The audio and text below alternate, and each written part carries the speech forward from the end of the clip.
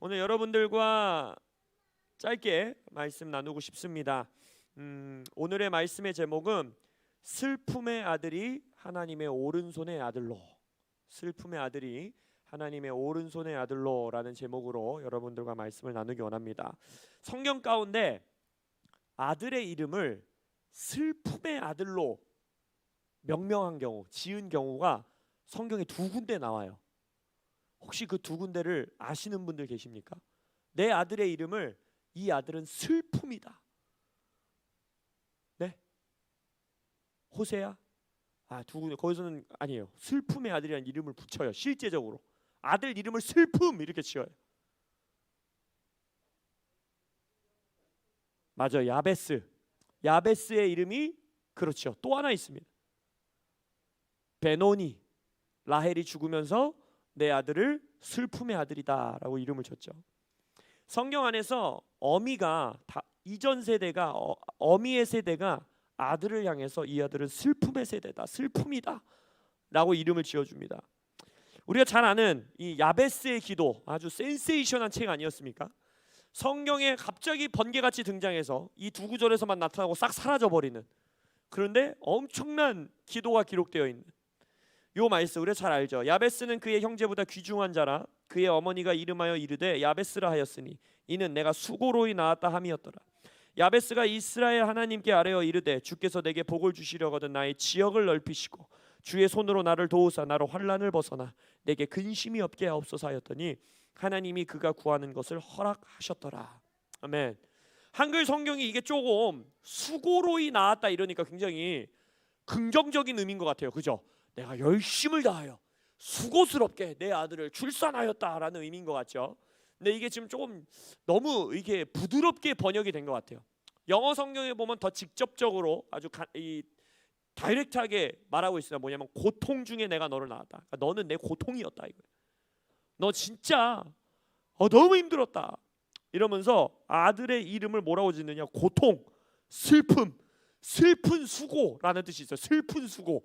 막 내가 수고로이 나와서 아이고 등남하였다 기쁨의 수고가 아니라 아주 슬픈 수고였다. 고통스러운 노동이란 뜻이에요. 야베스의 이름이. 아들 이름을 왜 이렇게 지었을까 이해할 수가 없겠지만 아마도 이 출산 과정 가운데 굉장히 어려움이 있었거나 아니면 뭐 남편과의 관계에 어려움이 있어 우리는 알 수 없어요. 그러나 아들의 이름을 보면서 너는 고통이다. 너는 슬픔이다. 너는 슬픈 수고다. 너는 고통스러운 노동이다 라고 이름을 지었어요. 마치 한국 교회가 지금 이 땅의 다음 세대를 보며 우리가 그렇게 이 다음 세대들을 명명하고 있지 않습니까? 목회자들이 반 농담 반 진담으로 와 지금의 다음 세대는 노답이야 노답. 답이 없어 답이. 뭘 해도 안 돼. 이제까지 했던 거 다 해봐도 안 돼. 뭐 복음화율이 몇 프로야 저 프로야. 캠프를 해도 안 돼. 애들이 모여지지 않아. 말씀 조금 어려워도 안 들어. 우리가 그렇게 부르고 있지 않나요? 우리가 이 다음 세대를 향해서 노답의 세대야, 고통의 세대야, 슬픔의 세대야, 부흥을 까먹은 세대야, 여기에는 해답이 없는 세대야 이렇게 말하고 있지 않습니까? 그러나 저는 오늘 믿음으로 이 덕골 기도 모임에서 믿음으로 선포합니다. 이 세대는 야베스로 일어날 것입니다. 할렐루야. 이 세대는 하나님에게 나의 이전 세대가 나를 보며 뭐라고 명명했든지 간에 세상이 나를 보며 너는 노답이야 라고 말하더라도 야베스로 일어나 하나님께 아뢰어 이르는 야베스의 세대가 일어날 것입니다. 하나님에게 복을 구하는 세대가 일어날 것입니다. 하나님께 기도하여 지경을 넓히는 세대가 일어날 것입니다. 하나님의 손으로 나를 도와주십시오 라고 기도하는 세대가 일어날 것입니다. 나로 환난을 벗어나게 해주십시오. 이전 세대가 나를 향해 슬픔이라 말하고 고통이라 말하고 부흥이 없는 세대라 말하고 음란한 세대라 말하고 답이 없는 세대라고 말하지만 주님 나에게서 이 환난을 거두어 나를 구원하시고 나의 지경을 넓혀주시고 원수들의 손에서 나를 건져주시고 근심이 없게 하여 주옵소서 라고 기도하는 청년이 될지어다. 명준아 할렐루야. 하나님께서 이 기도에 응답하실 겁니다. 하나님이 그가 구하는 것을 허락하셨더라. 우리 덕홀 이 기도 모임의 비전과 꿈이 이것이에요. 우리가 지금 현실을 눈을 닫자는 게 아니에요. 얘 알아야지요. 우리 다음 세대 맞습니다. 위기 가운데 있습니다. 슬픔의 세대 맞습니다. 성 정체성으로 힘들어하고 있고 음란의 문화에 쩌들어 있고 우리나라도 이제 더 이상 마약 청정 지역이 아닌 것을 넘어서 어떤 서양 나라보다도 마약을 구하기 쉬운 시대가 되었고 그러한 세대가 되었고, 예 맞아요. 어둠의 세대인 것 같아요. 혼란의 세대인 거 맞습니다. 공허함이 있는 세대가 맞습니다. 슬픔과 고통스러운 노동의 세대인 거 맞습니다. 그러나 그 고통과 슬픔의 이름을 가진 야베스라는 이름을 가진 세대가요, 지경을 넓히는 세대로 일어날 것입니다. 환란을 벗어나는 세대로 일어날 것입니다. 하나님께 다시 한번 복을 구하고 나를 구원해 주십시오. 원수의 손에서 나를 구원해 주시고 환란으로부터 나를 구해 주십시오. 라고 외치는 세대로 일어날 것이에요.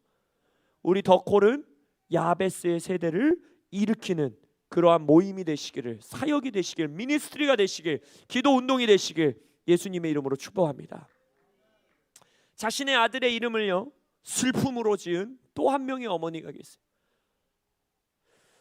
창세기 35장에 보면 그들이 베델에서 길을 떠나 에브라스에 이르기까지 얼마간 거리를 둔 곳에서 라헬이 해산하게 되어 심히 고생하여 그가 난산할 즈음에, 그러니까 이때도 굉장히 어려운 출산의 시간이었죠. 산파가 그에게 이르되 두려워하지 말라, 지금 내가 또 등남하느니라 하매 그가 죽게 되어 그의 혼이 떠나려 할 때에 아들의 이름을 베논이라 불렀으나 그의 아버지는 그를 베냐민이라 불렀더라. 베논이라고 불렀는데 그 베논이라는 이름은요 슬픔의 아들이라는 뜻입니다. 그러나 베냐민이라는 이름은요 오른손의 아들이다라는 뜻이에요. 어머니가 난산하고 자기를 어렵게 했고 실제로 이 아들을 출산하는 엄마는 죽습니다. 아니 상상해 보세요. 이 구약 시대에 우리 같은 의료 기술도 없이 아이를 출산하는 순간순간이 얼마나 위험한 순간이었겠습니까? 우리 할머니 세대, 증조 할머니 세대만 하더라도 애를 출산하는 게 굉장히 위험한 순간이었죠. 똑같아요. 난산이 된 거예요. 왜 어려운 상황인지는 정확하게 묘사는 하고 있지 않지만 어머니에게 굉장히 힘든 시간을 준 겁니다. 지금 이 나라의 교회, 이 땅의 교회가 어쩌면 이 순간에 와 있는 거예요. 지금 우리 교회가 다음 세대를 출산해내야 되는데, 한국의 교회가 새로운 세대를 출산해야 되는데 안 되는 거예요. 힘든 거예요. 어려운 거예요. 오히려 이 과정 가운데 지금 한국 교회가 죽어가고 있는 거예요. 출산할 힘이 없는 것 같은 이 교회, 출산할 마지막 힘을 낼 수 없는 것 같은 이 한국 교회. 그러면서 우리는 아까 야베스와 마찬가지로 이 아들을 향하여, 이 세대를 향해 뭐라고 합니까? 베논이라고 부르고 있는 거예요. 답이 없는 세대, 슬픔의 세대, 부흥을 경험하지 못한 세대, 복음화율이 3%도 안 되는 세대라고 우리는 베논이의 세대다라고 부르고 있을지 모릅니다. 근데 여러분, 정말 그 슬픔이라는 이름을 가지고, 고통이라는 이름을 가지고 아무리 수고해도 열매가 맺는 수고가 아니라 그냥 고통의 수고라는 이름을 가진 지금 우리의 다음 세대 같은 이 세대가 정말 그 위대한 야베스의 기도를 올려드리는 세대로 일어나기를 소망하십니까? 베노니의 출산이 아닌 베냐민의 출산이 이루어지시길 정말 소망하고 계십니까? 그러한 세대를 일으키기 위해서 두 부모의 세대가 일어나야 됩니다. 이 말씀 가운데에 창세기 35장에 베노니의 세대를 베냐민의 세대로 일으킬 수 있는, 슬픔의 아들을 오른손의 아들로 일으킬 수 있는 두 부모 세대를 성경은 기록하고 있습니다. 하나는 무엇이냐? 이 말씀에 산파가 등장합니다. 산파. 구약 시대에서 또 히브리 문화 안에서의 산파는요 굉장히 중요한 역할을 합니다. 이 시대에는 우리는 의사라는 것이, 산부인과 의사를 내가 임신을 준비할 때 잠깐 만나고 임신 중에 9개월 정도 뭐 정기 방문해서 잠깐씩 10분씩 20분씩 만나고 초음파 사진 찍고, 그리고 출산할 때 그 시간에 산부인과 의사의 도움을 받아서 출산하고 애가 태어나면 어떻게 돼요? 산부인과 의사를 볼 일이 없죠. 둘째를 임신하기 전까지. 그렇죠? 근데 이 시대의 산파는 그런 게 아닙니다. 그냥 멀리 떨어져 있다가 누구네지 뭐 우리 안다은 사모님네 우리 주빌리 태어날 때 됐대요. 그래요? 뭐 빨리 가봐야겠네. 여기서 집에 있다가 사모님네 가서 애를 받아주는 이런 산파의 역할이 아니에요. 유대 문화 안에서는 여기서 뭐라고 합니까? 네가 또 등남하느니라 하매 무슨 말이에요 이게? 지금 라헬에게 네가 또 등남할 거다, 또 아들을 낳을 거다라는 말은 뭐예요? 그 전에 애들이 태어날 때 애기들을 이 산파가 어떻게 했다는 거예요? 받아주고 출산을 도왔다라는 거예요. 그게 무슨 말이냐면 이 히브리 문화 안에서의 산파는요, 그 어머니와 함께 종으로 계속 있는 사람들이에요. 어머니가 임신을 했을 때부터 임신의 출산을 돕고, 아시다시피 유대 문화에서 뭐 남자가 지금 이 시대의 남편들 같이 막 딸기를 사다 주고 맛있는 걸 사다 주고 이런 게 아니에요. 아이를 봐주고 기저귀 갈아주고 이런 거 안 해요. 그 옆에 누가 있느냐? 산파가 있는 거예요. 그래서 그 성경 어디에서도 보면은 아버지가 딸을 이삭에게 주고 딸을 야곱에게 줄 때 언제 항상 뭐예요? 여종을 함께 보내죠. 이러한 역할을 하는 거예요, 산파들이. 그리고 이 산파들은 아이가 태어나서 그 아이를 양육하는 양육자입니다. 라헬이 죽고 나서 베냐민이 나중에 우리가 성경을 보면 장성한 아들로 자랐지요. 한 지파를 이루는 자가 됩니다. 그럼 누가 젖을 먹었겠어요? 누가 이 아들을 봤겠어요?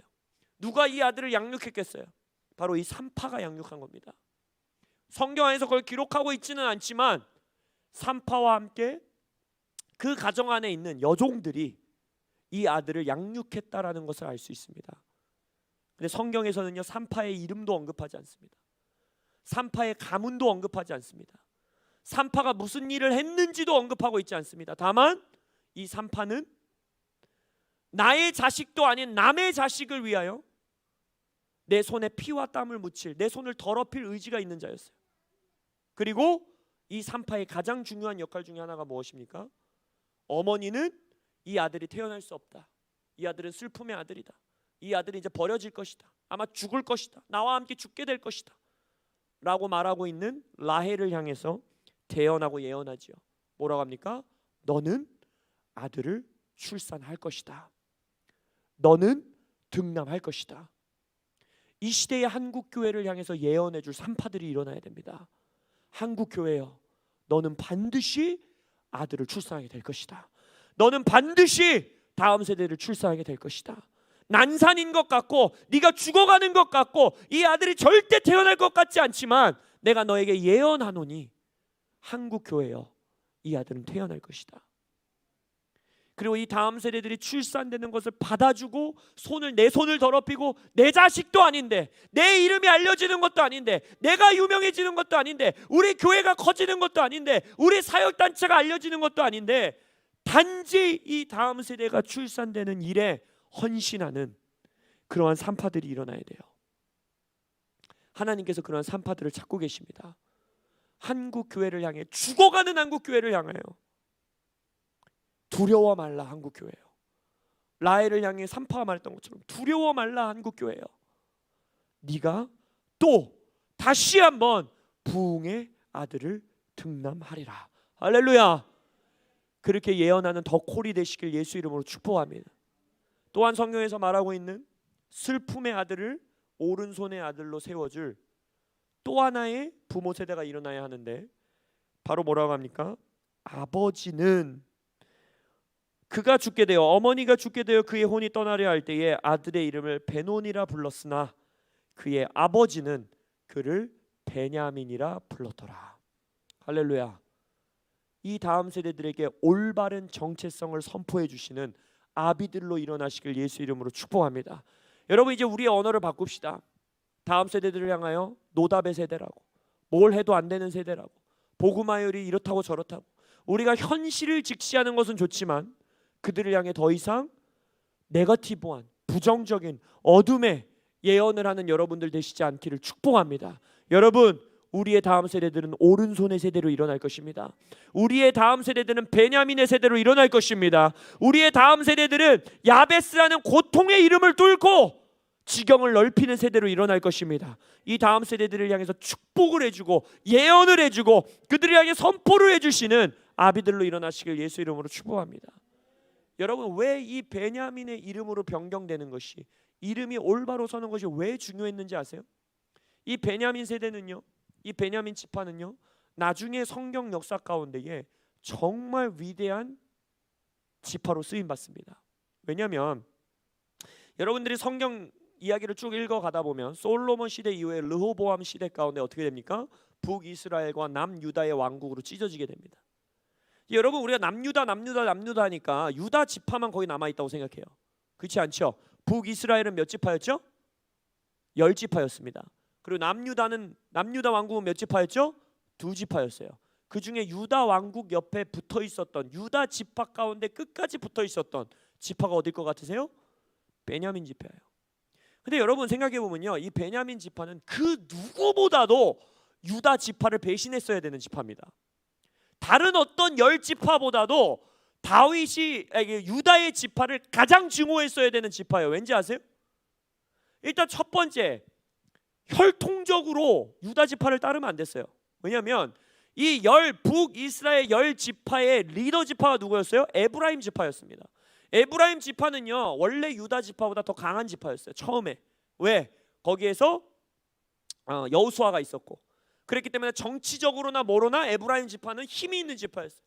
그러니까 사사기 시대에서 전쟁 나갈 때마다 뭐라 그래요? 왜 니네 나 안 데리고 나갔어? 왜 그 전쟁 이기려 나가는데 왜 나 안 데리고 나서 따지는 지파가 어디예요? 에브라임 지파예요. 그러니까 에브라임 지파는 힘이 있는 지파였고, 에브라임 지파는 정치력이 있는 지파였고, 능력이 있는 지파였어요. 근데 에브라임이 누구의 아들입니까? 요셉의 아들이죠. 베냐민은 요셉과 혈통이 같은 어머니 밑에서 태어난 혈통적으로 그 누구보다도 에브라임 지파를 돕고 따랐어야 되는 지파예요. 그러니까 혈통적으로도 원래 북이스라엘로 가는 것이 너무나 자연스러웠어요.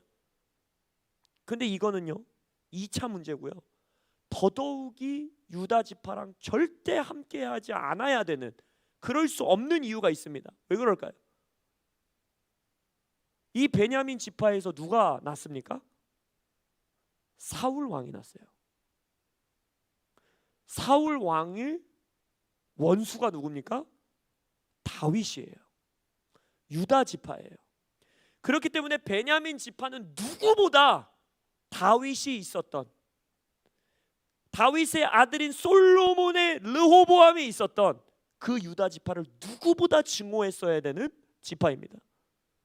근데 그 베냐민의 지파가 유일하게 분열 왕국 시절에 유다 지파에 붙어 있는, 그리고 그들이 다윗 왕을 추대하는 일 가운데 앞장서는 지파가 되는 거예요. 다윗 왕의 혈통을 끝까지 지키며 다윗 왕의 혈통이 영원한 적법한 왕의 세대가 될 수 있도록 끝까지 지키고 싸우는 지파가 바로 베냐민 지파입니다. 여러분, 지금 우리 이 덕골 모임 가운데에 거의 3주간의 시간 동안에 계속해서 요나단의 세대가 일어나야 된다, 요나단의 세대가 일어나야 된다, 하나님 나라의 경륜을 보고 하나님 나라의 뜻을 보고 내 부르심을 외치는 자가 아니라, 나의 사역을 외치는 자가 아니라 하나님의 경륜 가운데에 목숨까지 내어놓을 수 있는 요나단의 세대가 일어나야 된다라고 말하죠. 그 요나단의 기름 부으심, 베냐민 지파의 기름 부으심이 끝까지 이어진다는 거예요. 이들은 자신들의 혈통에 따라도, 또 자신들의 선조의 원수를 보더라도 당연히 하나님 나라 편에, 유다 편에, 예수 편에 설 이유가 없었던 자들이지만, 이들은 그 혈통, 자신들의 복수심, 자신들의 감정, 자신들의 생각, 이것들을 다 뛰어넘고 유다 지파 가운데 다윗 왕을 통하여 왕정을 이어가시겠노라고 선포하신 하나님의 경륜 가운데에 연합의 아들로 일어나는 지파가 바로 베냐민 지파가 되는 거예요. 이 세대를 일으키시는 아비들이 되시길 예수 이름으로 축복합니다. 나의 자녀들, 다음 세대들을 보면 너희들은 베냐민의 정체성을 회복할지어다, 연합의 아들이 될지어다, 하나님의 오른손의 아들들이 될지어다. 그래야 형제와 형제 간의 연합을 지키고 유다 지파와 나의 하나님의 아들들과 나의 연합을 지키며, 그뿐만이 아니라 결국 이 유다 지파는 예수가 나는 길이 되지 않습니까? 예수님께 영원토록 충성하고 예수님께 영원토록 헌신하는 하나님의 오른손의 아들, 슬픔의 아들 베노니가 아닌 하나님의 오른손의 아들 베냐민의 아들들을 일으키는 그러한 산파로 일어나시길 예수 이름으로 축복합니다. 그리고 그 아들을 보며, 이 땅의 다음 세대를 보며, 너는 고통의 아들이 아니요, 너는 슬픔의 아들이 아니요, 너는 고통스러운 노동의 아들이 아니오. 너는 형제와 연합하는 아들이 될 것이라. 너는 예수님께 충성하는 아들이 될 것이라. 너는 예수님께 헌신하는 아들이 될 것이다. 너의 이름은 베냐민, 하나님의 오른손이다 라고 불러주시는, 선포해 주시는, 그 정체성을 회복해 주시는 아비들로 일어나시기를 예수님의 이름으로 축복합니다. 아멘. 우리 조금 더 기도하시다가 돌아가시도록 하겠습니다.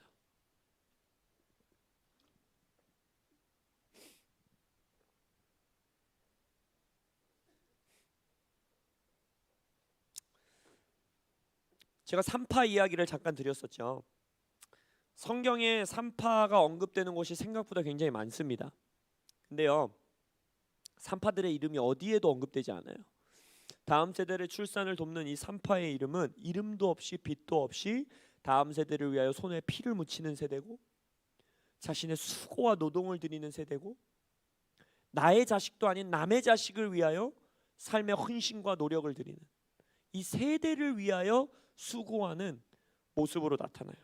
근데 산파의 이름이 딱 한 번 성경에 이름이 언급되는 경우가 있어요.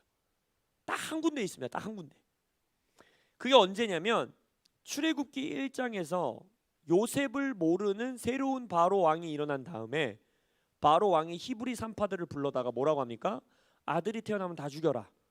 히브리인들의 아들은 다 죽이고 다음 세대를 전멸시키고 딸들만 살아남겨라. 그러죠? 그때 히브리 산파 두 사람을 부릅니다. 그 이름이 기록이 돼요. 애굽 왕이 히브리 산파 십브라라 하는 사람과 부하라 하는 사람에게 말하여 이르되, 십브라, 부하, 이름도 독특하죠. 십브라와 부하를 불러서 야, 니네 다음 세대를 없애버려라. 이 다음 세대를 슬픔의 아들로 명명해라. 이 다음 세대에게는 소망이 없다고 선포해라. 이 다음 세대를 죽여버려라 라고 명령합니다. 가장 강력한 제국의 황제의 명령이에요.